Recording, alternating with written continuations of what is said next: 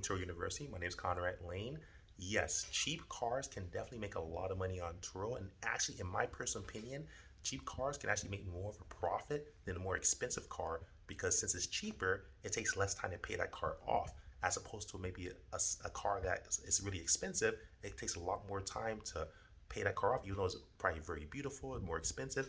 It costs more, so that means I'm forced to charge more. But if I charge less and have a cheaper car, it's easier to get bookings. So it's crazy how it works. So yes, from my experience at least, cheaper cars have done really well. I have expensive cars and I have cheaper cars, and all my cheap cars actually outcompete the more expensive cars. They all are profiting, but it's amazing how much more the cheaper cars profit just because they're cheap.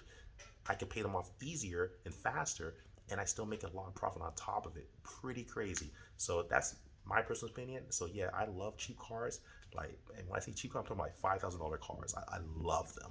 Like, cheap cars are the way. I mean, I love expensive cars too. I have a mix of everything, but I love cheap cars. That's my personal opinion. Anyways, love you guys. Like, subscribe, share, comment out. Peace.